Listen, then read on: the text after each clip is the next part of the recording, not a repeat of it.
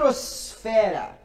Essa que é a região onde nós encontramos todos os elétrons. E por que é tão importante a gente falar da eletrosfera desse jeito? Porque é na eletrosfera, é com os elétrons que nós vamos fazer as principais reações químicas, certo? Então sempre que a gente estiver falando de reação química, de mudança de moléculas, nós estaremos falando de movimentação de elétrons. E tudo isso vai acontecer aqui, ó, na eletrosfera. A gente vai ver hoje também um pouquinho de tabela periódica. Sim, vamos estudar a tabela e saber utilizar a tabela, beleza, galera? Todo mundo me pergunta, professor, o senhor teve que decorar a tabela lá na faculdade? Lógico que não, cara! Tá louco, tá maluco? Tabela foi feita para se consultar e nunca para se decorar, beleza? Por isso que os grandes vestibulares, quando fazem uso de uma tabela periódica, quando há necessidade de uma tabela periódica, eles colocam a tabela lá na prova completinha para você consultar. Beleza? Então a gente vai aprender a usar a tabela periódica, que isso com certeza vai facilitar muito sua vida em algumas resoluções e exercícios. Beleza? E o que esse assunto de eletrosfera vai trazer pra gente? Para começo de conversa, a gente vai ter que falar e entender um pouquinho sobre como os elétrons se encontram nesta região. Beleza? Simbora? Então vamos, que é só sucesso. Então, a gente viu um pouquinho sobre Bohr e o seu modelo atômico, certo? A gente lembra lá que no modelo de Bohr, né, nós temos ali o núcleo, né, que ele é positivo. E por que positivo? Porque dentro dele nós temos subpartículas positivas, chamadas de prótons, e também temos lá, não podemos esquecer, das subpartículas neutras, que são os nêutrons. Show de bola! Ao redor desse núcleo, nós temos a eletrosfera, que é toda essa região onde nós podemos encontrar os elétrons, certo? Para Bohr, nós temos que lembrar que a eletrosfera ela vai ser o quê? Ó? Dividida em níveis de energia quantizada, ou seja, cada camada ali vai ter a sua energia própria, ok? Então nós temos que lembrar que para Bohr, cada camada tem sua energia própria. Dessa forma, a gente sabe que os elétrons que estão num nível energético têm energia diferente daqueles que são encontrados em outro nível, né, ou em outra camada. E assim sucessivamente. E lembrando, eu nunca, jamais poderei ter elétrons entre as camadas, ok? Então, sempre teremos aí os elétrons presentes em uma camada ou em outra. Ou seja, eles têm quantidade de energias muito bem definidas. Beleza? Não podemos esquecer disso. Mas aí, né? Como que foi determinado toda essa ideia da quantização de energia? Tudo isso veio da ideia do espectro de emissão. Que a gente conversou um pouquinho, né? Que a gente viu lá que cada material possui um espectro de emissão diferente, né? Que ele vem, né, do fato da excitação dos elétrons que quando retornam para o seu nível energético original, liberam uma energia excedente na forma de luz. Essa luz pode ser do espectro da região do visível ou não, ok? Ali nós temos a ideia dos espectros de emissão e olha lá, a ideia é sempre de quando o elétron retorna para sua camada de origem, né, dependendo da distância, né, da quantidade de energia que ele absorveu e a quantidade que agora ele está eliminando, a gente vai ter, né, obviamente, um espectro aqui diferente. Mas lembra que eu falei para vocês que o modelo de Bohr não era o modelo mais atual existente, que o mais atual é o de Schrödinger. Mas entre Bohr e Schrödinger, nós temos um carinha aí chamado Sommerfeld, que deu aí uma atualizada no modelo de Bohr, né? Arnold Sommerfeld, ele vai dizer pra gente aí que, olha, se a gente olhar bem, o modelo de Bohr, ele tem uma pegadinha do malandro ali. Porque Bohr, ele previu aí 7 níveis energéticos, né? 7 camadas energéticas, que a gente pode chamar elas por 1, 2, 3, 4, 5, 6, 7, com números, como a gente também pode chamar como K, L, M, N, O, P, Q. Beleza?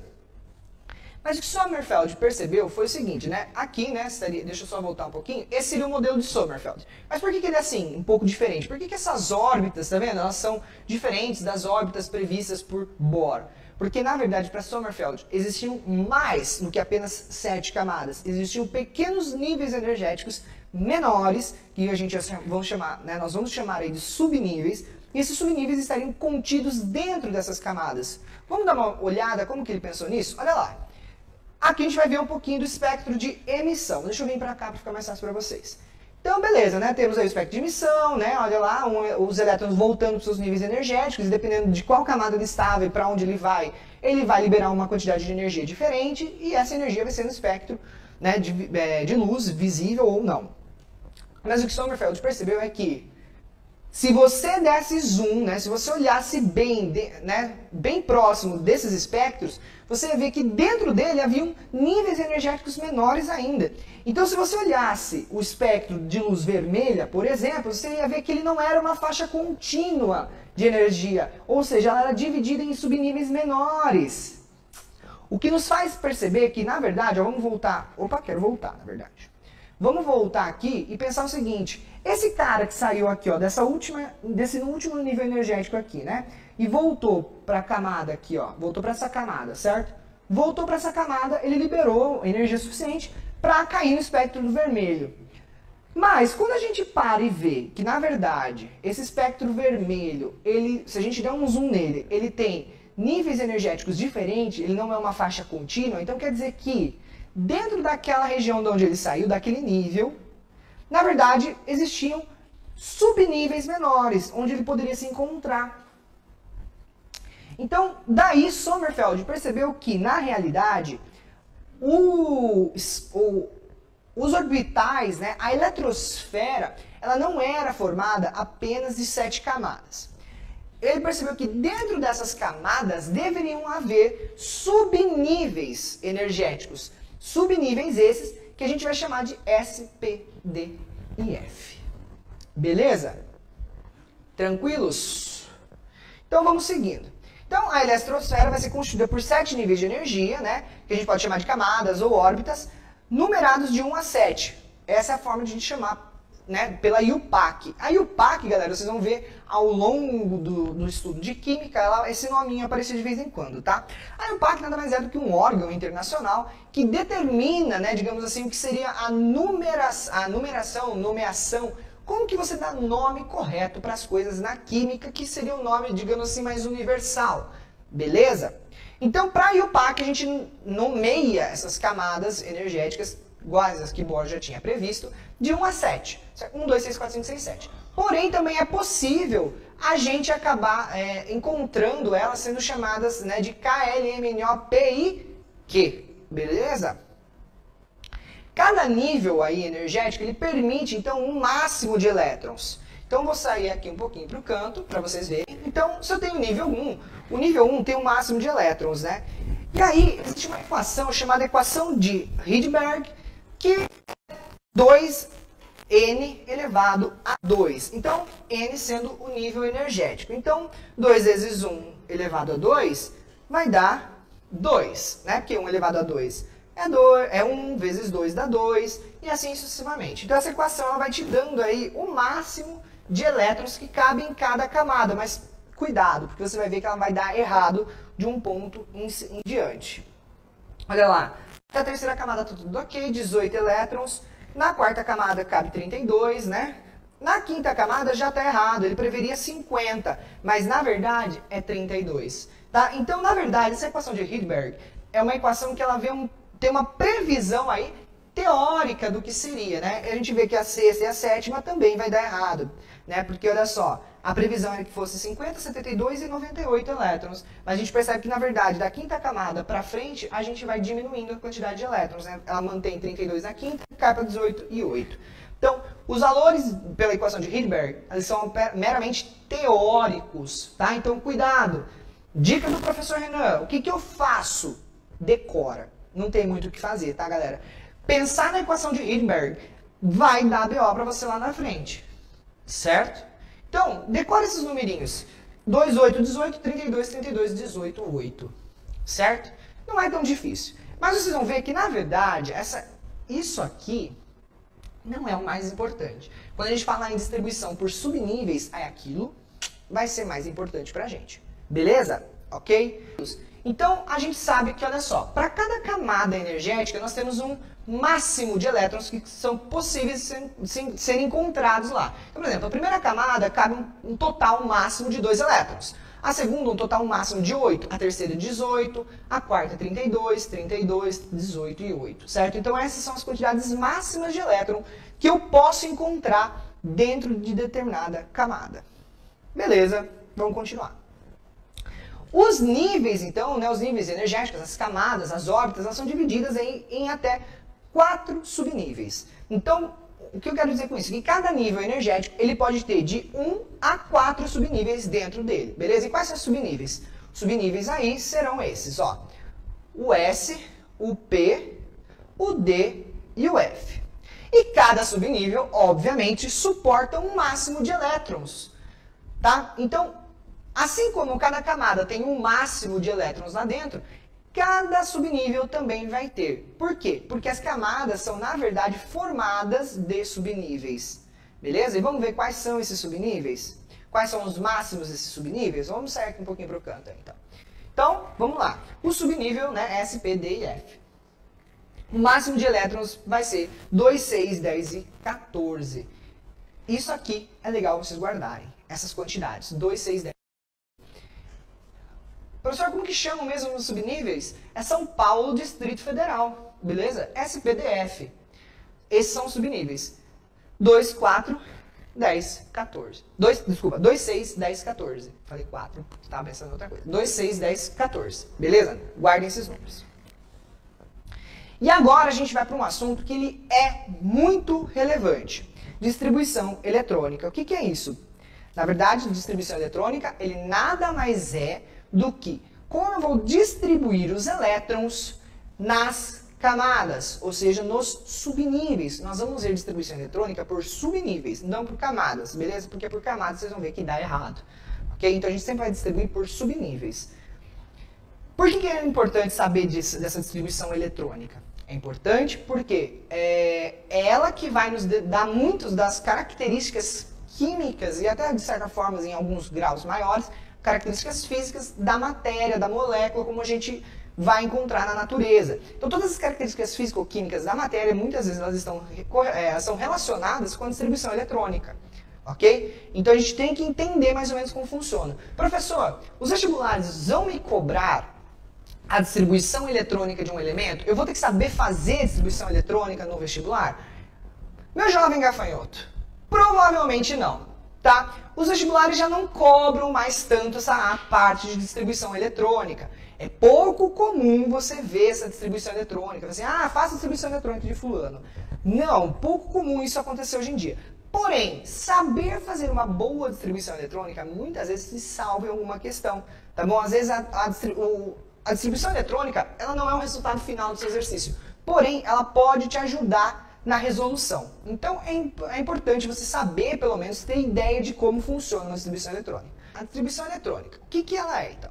Os elétrons, eles são distribuídos, né, nos níveis e subníveis, segundo uma ordem crescente de energia descrita num diagrama conhecido como diagrama de Linus-Pauling.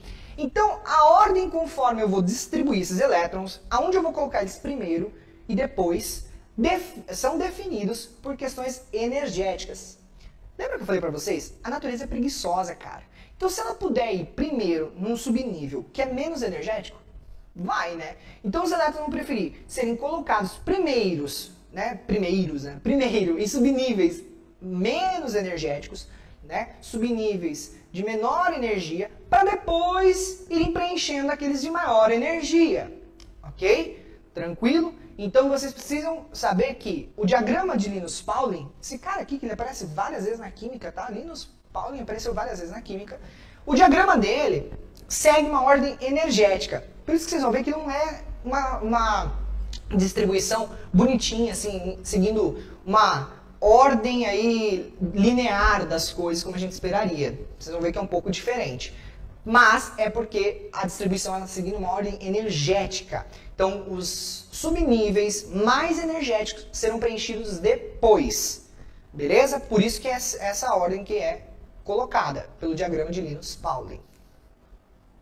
Então vamos dar uma olhada como que funciona. Vou sair de canto para dar bastante espaço de tela para vocês aí. Então, nós temos aí os níveis. Cada nível comporta aí, no máximo essas quantidades de elétrons. 2, 8, 18, 32, 32, 18, 8. Né? E do lado ali que está colocado aqui quais são os níveis, né? De 1 a 7. Beleza. Nós temos aqui em cima a quantidade máxima de elétrons por subnível. Né? Então, 2 elétrons no subnível S, 6 no P, 10 no D e 14 no F. Aí a gente vai pensar o seguinte, olha só. O primeiro nível ele comporta um máximo de 2 elétrons. Então, quais subníveis podem compor o primeiro nível? Apenas o subnível S, certo? Porque esse subnível ele comporta um máximo de 2 elétrons. Então, o primeiro nível ele tem um máximo de 2 elétrons, ele só pode ser composto por um subnível S. Certo? Esse 1 aqui na frente, ele vem para te indicar que é o subnível S da primeira camada, do primeiro nível, beleza? Porque a gente vai ver que todas as camadas aqui vão ter subníveis S, por exemplo. Só que se eu só colocar o S aqui, esse S ele é referente ao segundo nível, ao terceiro, quarta, quinta, sexta ou sétima camada. Né? Então a gente coloca o 1 na frente, indicando que é o subnível S da primeira camada, beleza? Então, a primeira camada é composta de apenas um subnível, que é o subnível S. Se a gente pegar a segunda camada, então, ela tem um máximo de 8 elétrons. Esses 8 elétrons, então, tem que ser subnível S e P. Porque, olha, subnível S cabem 2, subnível P cabem 6. Beleza? Então, 2 com 6, dando um total de 8. Então, por isso que são subníveis S e P que estão compondo aí o nível 2. Lembrando, olha lá, o 2 na frente dos subníveis nada mais está indicando do que ao nível, né, de pertença aí do subnível. Né? Então, por exemplo, o subnível S aqui, ele está com 2 na frente, então esse subnível pertence ao nível 2. Beleza? E assim vão ser para todas as minhas camadas. Né? Então, a terceira camada vai ter que ser 3S, 3P, 3D. A quarta camada já vai ter que ser o quê? 4S, 4P, 4D e 4F, para completar 32. E é óbvio que daí da quinta para frente vai ser um repeteco dessas outras três aqui, né? Que vai ser 5S, 5P, 5D, 5F, 6S, 6P, 6D e 7S, 7P. Beleza? Aqui está montado o diagraminha, mais ou menos, né? Agora a gente vai ver como que faz a distribuição. Então a gente sabe que os elétrons vão ter que estar distribuídos ao todo nesse diagrama. Agora o diagrama ele vai seguir sempre essa ordem do que a gente chama de ordem das diagonais. Olha só, eu vou sempre seguir essa ordem para distribuir os elétrons. Então o que eu vou fazer? Eu vou começar sempre pelo subnível 1S. Tá, eu tenho uma quantidade X de elétrons, né, e vou começando. Então eu coloco primeiro 2, que é aqui, que é o máximo que comporta, então eu só posso colocar 2 aqui. Posso colocar menos que 2, professor? Por exemplo, o hidrogênio, que tem um elétron só. Tudo bem, se um elétron fica aqui. Eu nunca posso passar do limite do subnível. Então, se o subnível S comporta 2, são 2 elétrons que vai aqui. Beleza? Se você tiver menos, pode pôr. Agora, se você tiver mais, o restante vai para onde? Seguindo a ordem, é para o 2S. Depois, eu vou para o 2P, 3S, 3P. E aí, olha só, se a gente seguisse por linha, o que aconteceria? Eu iria primeiro, né, 1S, daí depois 2S, 2P, 3S, 3P, 3D, 4S, 4P, 4D, se a gente fosse na linha. Mas como é diagonal, olha só, é 1S, 2S, 2P, 3S, 3P. O 4S, ele é preenchido antes do 3D, mesmo esse 3D sendo um subnível de um nível energético mais interno, tá? Por isso que a gente tem que seguir o diagrama de Linus-Pauling. Não podemos fazer a distribuição por camadas, seguindo linhas, certo? Por quê? Porque a gente não respeita daí a questão dos níveis energéticos, a gente não está respeitando a quantidade de energia necessária para a gente conseguir fazer distribuições aqui. Lembrando que os mais energéticos, aqueles com energia mais elevada, são preenchidos depois, né? Então, olha só, seguindo aí a bolinha, ela vai mostrar mais ou menos aí como é que a gente segue a ordem de distribuição. Olha lá, certo?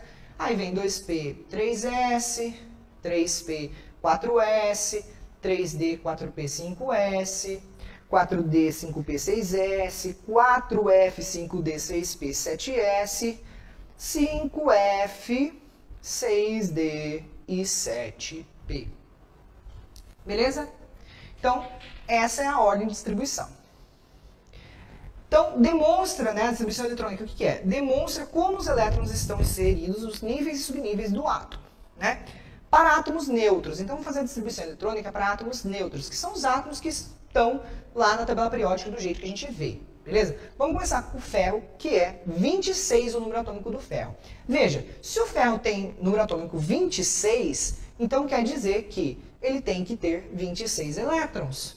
Então, a gente começa com um S. Se eu colocar um S26, jogar os 26 elétrons no primeiro subnível, eu posso? Não, porque o primeiro subnível, né, o subnível S, ele só comporta no máximo 2 elétrons. Então, eu não posso. Eu tenho que pôr só 2. E aí, ficam faltando, eu continuar distribuindo aí, então, 24 elétrons. Beleza? Eram 26, 2 eu já coloquei no subnível 1S.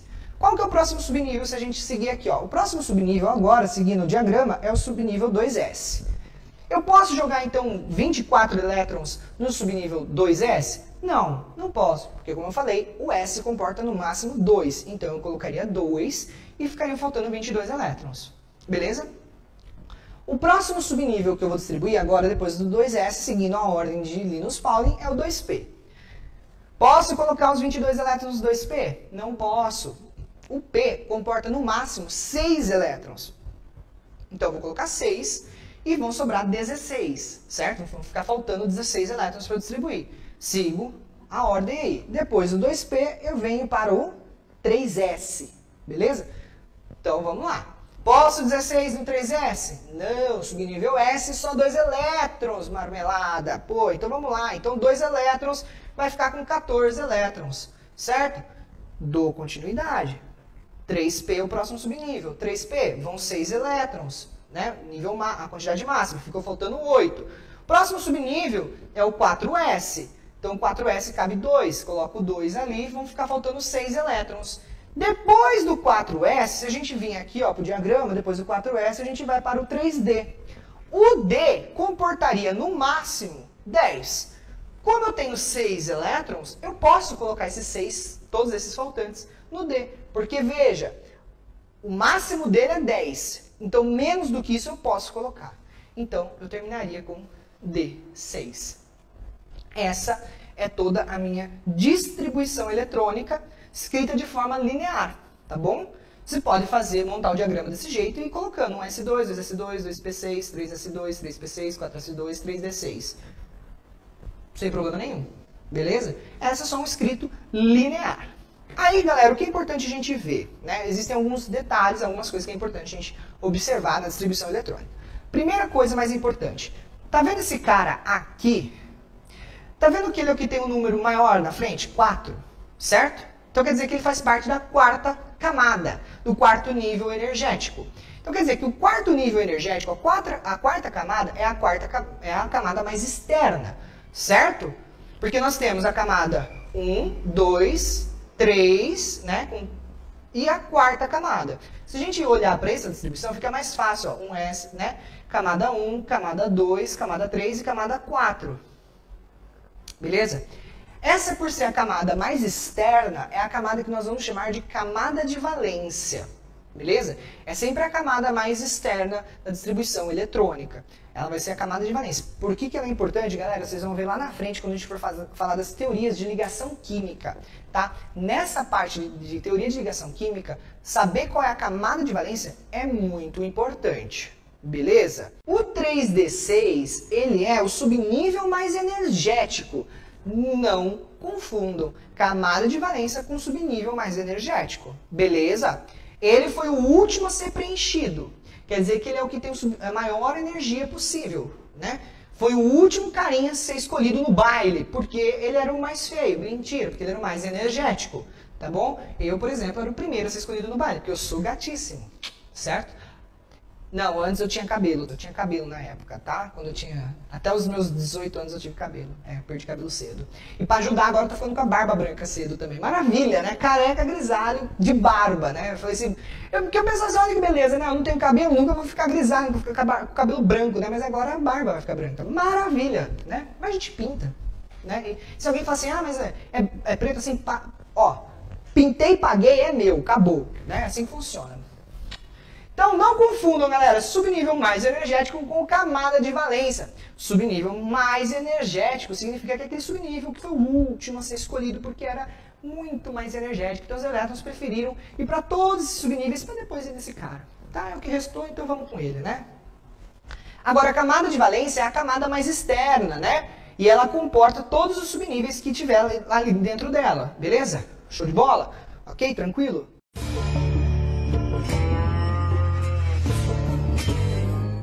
Arte na Lata, martelinho de ouro.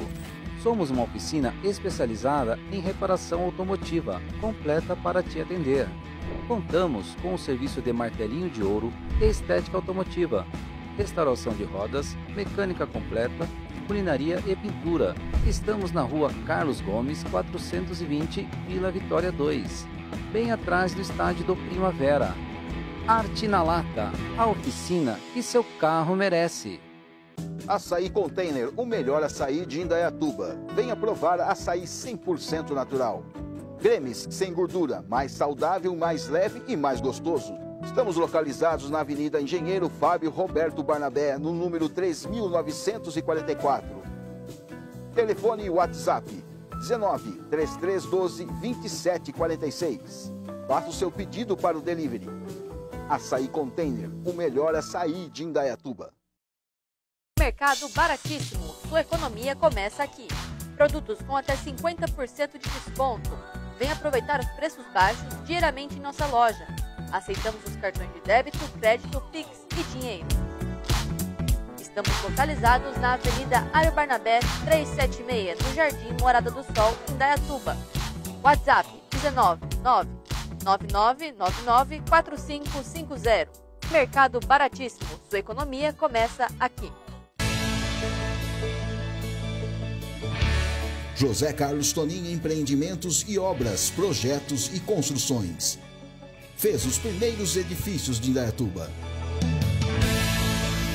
Com mais de 5.000 obras já executadas, projeta e constrói desde edícula até grandes edifícios. José Carlos Tonin Empreendimentos e Obras. Há 50 anos realizando sonhos para Indaiatuba e região.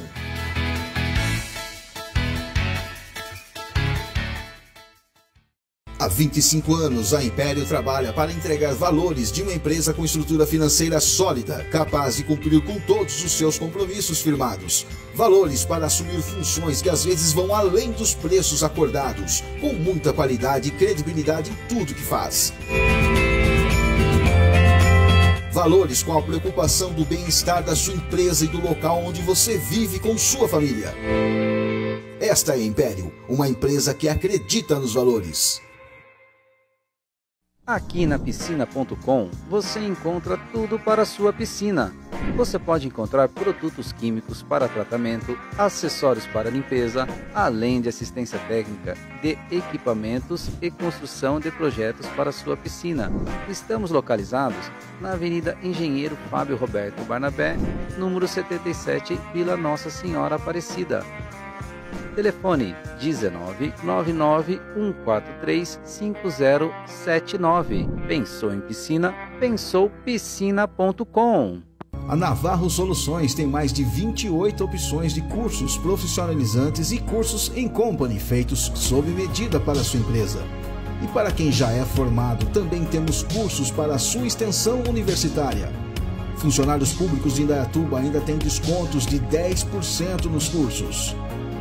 Ligue agora ou envie uma mensagem para 19 98148 8610 e obtenha todas as informações para o seu crescimento pessoal e profissional.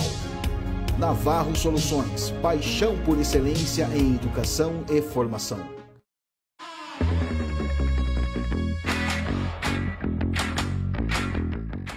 Reino protista, ok? O primeiro reino com células eucariontes, ou seja, com núcleo definido. Essa galera aí agora já tem DNA e RNA. Então, vírus e bactérias procariontes. Então, eu só tenho DNA ou RNA.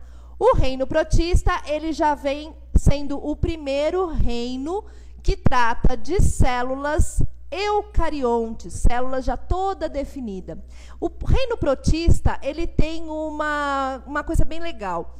Ele vai trabalhar duas espécies, as algas e os protozoários.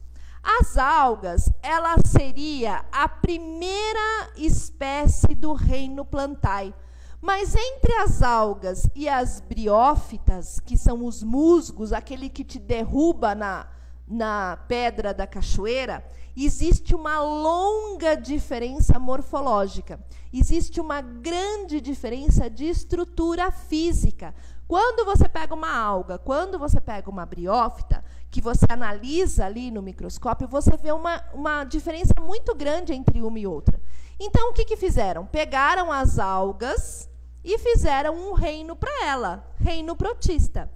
E os protozoários, Érica? Os protozoários, ele também era o primeiro do reino Animalia, tá? Ele era o primeiro e depois vem os poríferos, que são as esponjas. Mas se você pega um protozoário e pega uma esponja, a estrutura dele, morfológica, a estrutura de massa dele é muito diferente dos poríferos. Então, o que fizeram também? Tiraram o protozoário lá do reino Animalia e colocaram eles com as algas, e aí fizeram, então, o reino protista. O reino protista, então, eu posso dizer, Érica, que é um reino de estruturas bem menos evolutivas? Sim. Ele é um reino onde os dois participantes desse reino, eles trazem estruturas bem menos evolutivas, tá? Não é porque a célula dos protozoários é uma célula eucarionte que faz dele um ser muito evoluído, não. Ela é uma diferença, mas não que isso cause uma evolução morfológica, de estrutura, tá? Eles não são tão primitivos. As bactérias são mais primitivas do que eles, tá? Por eles serem eucariontes, eles conseguem já ser um pouquinho mais evoluído que as bactérias. Quando você pegar a sopa primordial, lá quando estuda a evolução das espécies, você vai ver que a bactéria ela cai no meio da água, né? E aí ela acaba se transformando e fazendo, então, a função de ser mais primitivo. Beleza, pessoal? Muito bem. Então, Érica, o que difere os protozoários? O que vai fazer essa diferença? Os protozoários, pessoal, a única coisa que eu consigo fazer de diferença com eles é o meio de locomoção. Então, assim, você está lá no meio da sua prova, viu que está tratando de um animal que se difere pelo meio de locomoção, não tenha dúvida, é um protozoário, tá? Então, vamos entender um pouquinho de alga e um pouquinho de protozoário. Segue aí os meus slides para você entender. Então, esse daqui, ó, é tipos de locomoção. Nesse caso aqui, ó, nós estamos vendo uma ameba, a gente vai falar sobre ela, e eu quero que você perceba que a ameba, ela tem um processo de se esparramar dentro do protozoário. E é assim que ela se locomove. Sabe aquele brinquedo de criança entoameba, né? Amoeba, na verdade, aquela geleca, ela chama amoeba. Ela é criada em cima disso daqui, ó. Você coloca ela na mesa, ela esparrama. Sim, os protozoários são animais, por isso que eu posso dizer que eles fazem parte da evolução dos reinos animais, tá? E a evolução do reino protista é o modo de locomoção desses animais. Olha lá, aqui eu tenho uma forma de se movimentar, né? De se expandir, aonde ela acaba fazendo até a fagocitose, o tipo de alimentação. Eu vou voltar aqui para você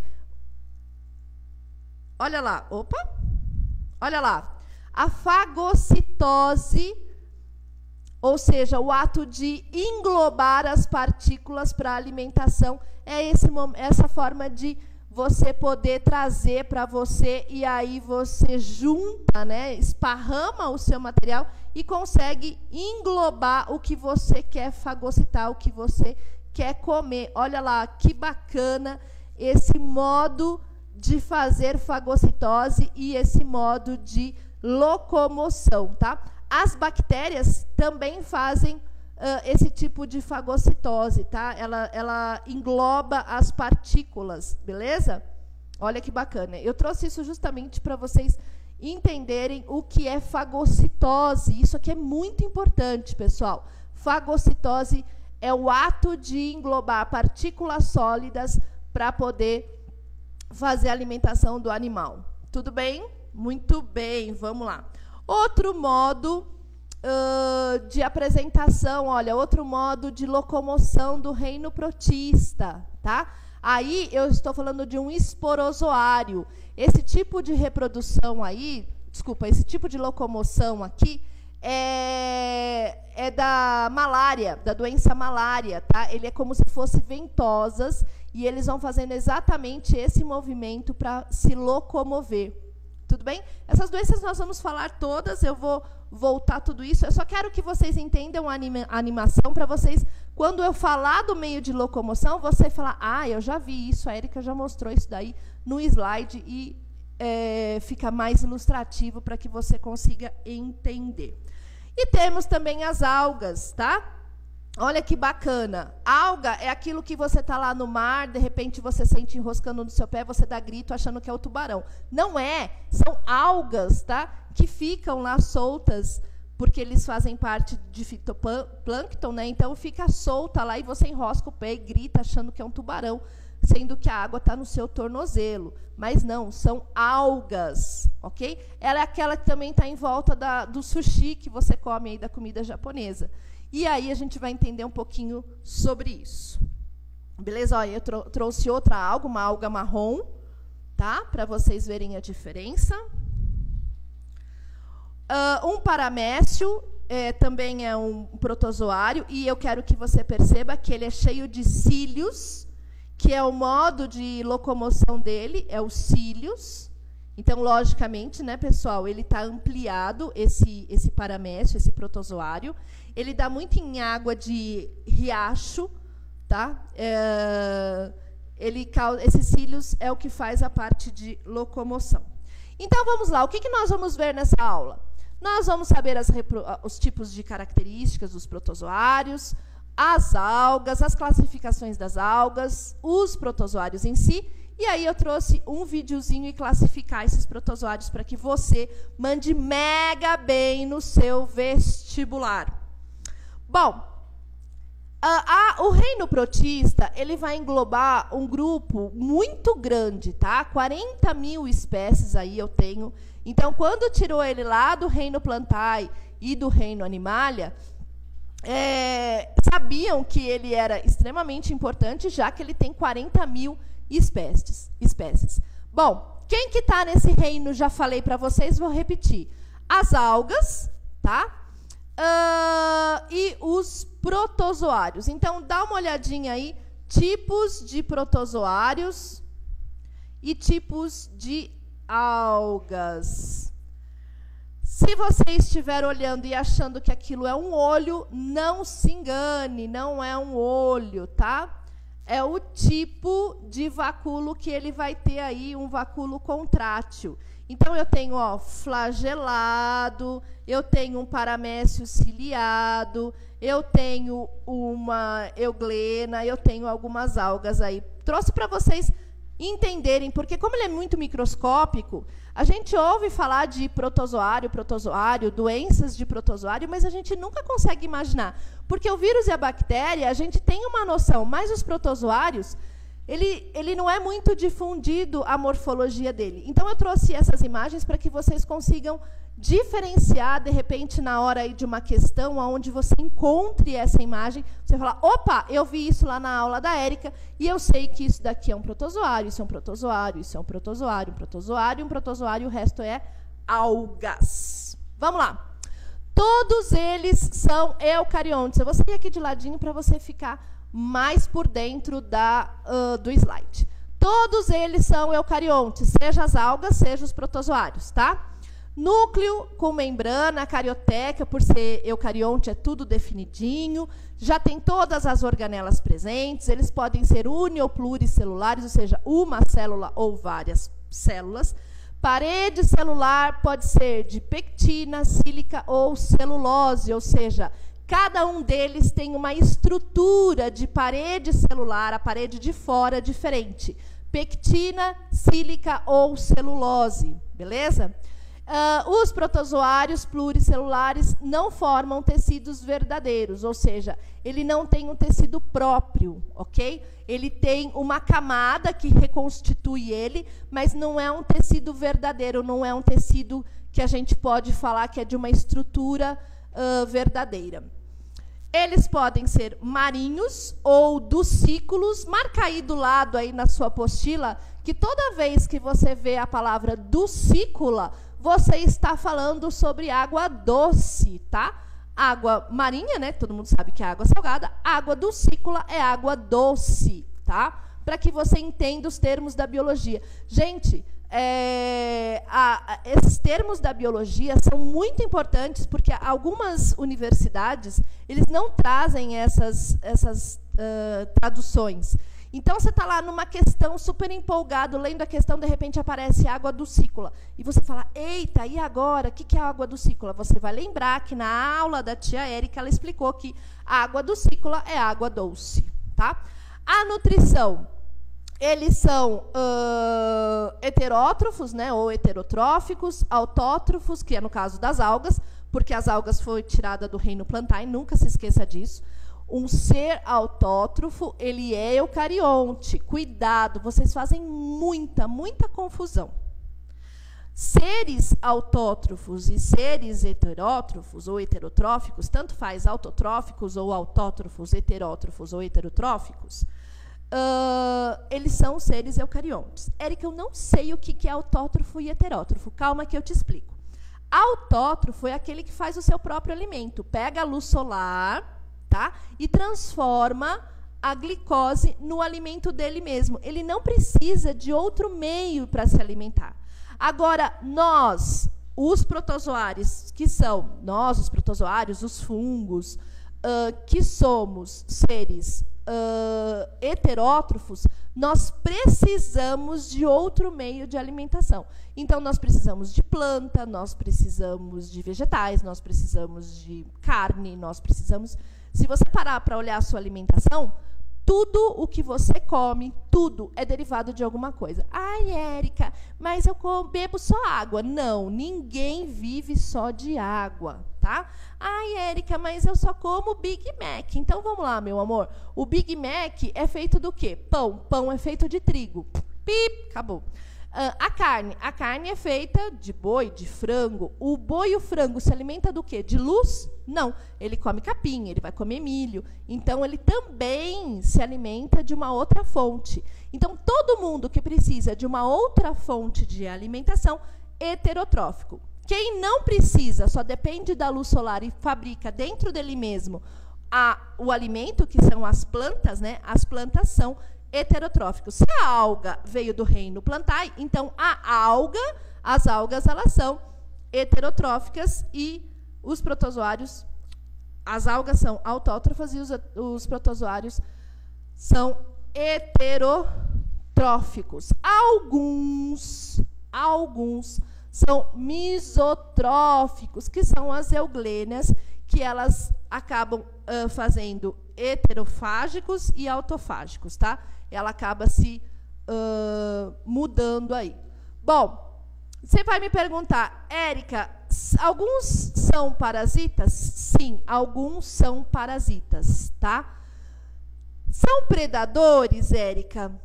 eu não diria predador, tá? Mas ele acaba entrando, quando ele faz essa fagocitose, ele vai fazer a fagocitose para fazer a nutrição dele. Mas predar uma outra espécie, não. Ele vai ser parasita, sim, de uma outra espécie. Bom, olha lá, todos fotossintetizantes. Tá? As euglenas, que são mesotróficos, e mesotróficos eu acabei de falar, que são esses que diferem em autótrofos e heterotróficos.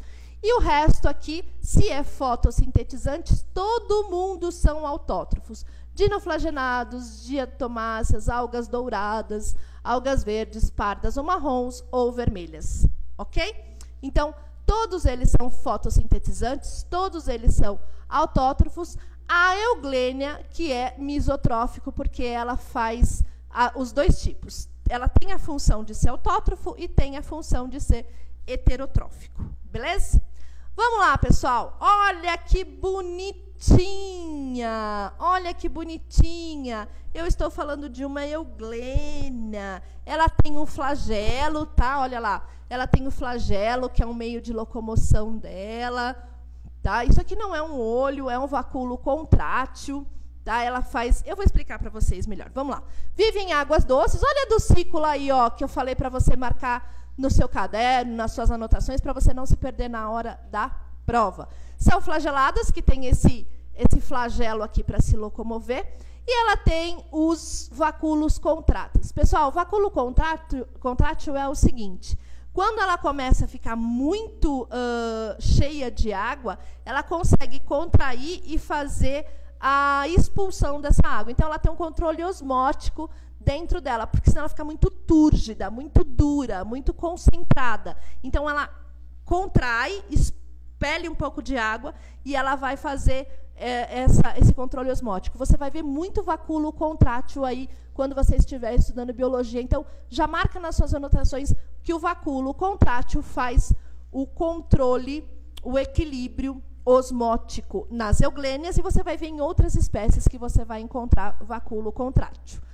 Mesotrófica, acabei de falar, então ela faz os dois tipos de alimentação, e todas elas são divisões binárias. O que é divisão binária mesmo, Érica? De uma forma 2, de 2 forma 4, de 4 forma 8, de 8 forma 16, 16, 32 e assim sucessivamente, tá? Sucessivamente, assim, sempre igual. Beleza? Nossa, Érica, mas não precisa explicar o que é sucessivamente. Precisa sim, algumas pessoas não têm, né, essas palavras muito utilizadas, então eu acho bem importante a gente falar isso para que as pessoas entendam bem a aula. Ok? Olha lá que bonitinha, o flagelo, o vacúolo contrátil, um núcleo, bem bacaninha para você. Aqui, ó, o olhinho não é o núcleo, tá? O olhinho é isso aqui que vocês veem, ó, o vacúolo contrátil, tá? Ele é bem presente mesmo na parte das euglênias. Bem legalzinha, né? Já tem cloroplasto, ok? Dinoflageladas já são algas unicelulares e ela é muito importante para o fitoplâncton, tá? Ela está muito presente como parte de fitoplâncton nos oceanos. Também podem ser flageladas, né? Ó, tem um flagelinho aqui. E elas fazem endossimbiose. Érica, o que é endossimbiose? Eu não consigo imaginar o que é endossimbiose. Elas fazem um processo de mutualismo, ou seja, elas ficam dentro, né, dentro, elas ficam dentro de uma outra espécie, mas elas não causam nenhum dano para essa espécie. Então, olha lá, elas vão viver no interior de vários invertebrados, como corais, água-vivas, anêmonas e esponjas. Elas ficam ali, elas fazem reprodução ali, elas vivem uma vida inteira ali dentro, mas elas não causam nenhum mal para quem elas estão fazendo essa interação ecológica. Então, o mutualismo puxa aí uma seta, puxa aí um balão nas suas anotações. Mutualismo é uma relação ecológica aonde não vai causar nenhum dano para a espécie em que ela está. Ela vai viver ali tranquilamente e não vai causar nenhum mal, tá? Não vai causar nenhum mal para quem ela está fazendo essa parte de mutualismo. Já expliquei o que é misotrófica, né? Ela faz os dois tipos, e elas são responsáveis pela substância tóxica da maré vermelha. Então, quando você pega algumas literaturas, aí você vê aquele oceano todo vermelho, você fala, nossa, que coisa linda, quero conhecer essa praia. Opa, opa, opa, cuidado aí. Essa praia, né, que aparece em várias fotos, se você entrar aí no Google, você vai ver fotos lindíssimas, porque realmente o mar fica muito bonito, é quando elas vão fazer a reprodução e elas soltam essa toxina e a água fica vermelha. E aí, pessoal, ela acaba sendo muito tóxica, tá? Neste momento, presta atenção, marca bem aí o que eu estou falando, ó.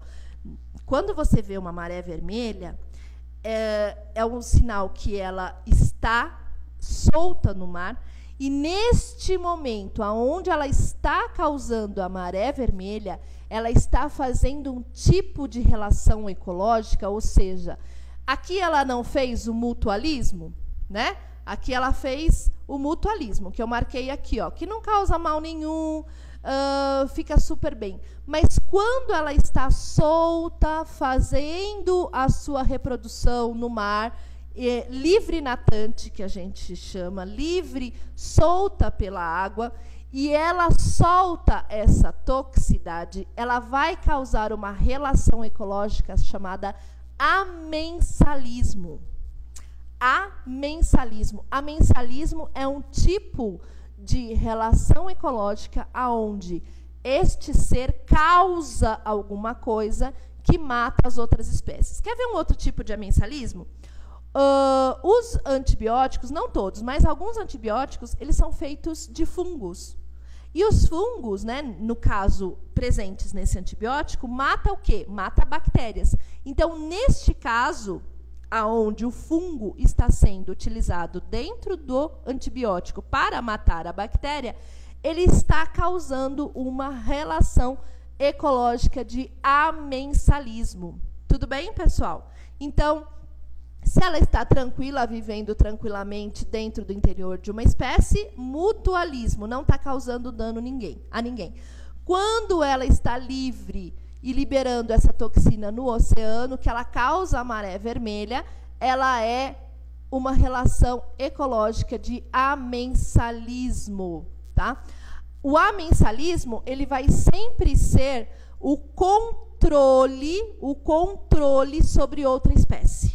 Porque a hora que ela solta essa toxina na água, ela controla, ela mata, né, muitas espécies, sem precisar fazer a predação. Ela não está predando para se alimentar ou para território, que é no caso da relação ecológica de predação. A relação ecológica de predação, ele vai brigar por território, por fêmea, por comida. Aí é tipo uma competição entre as espécies.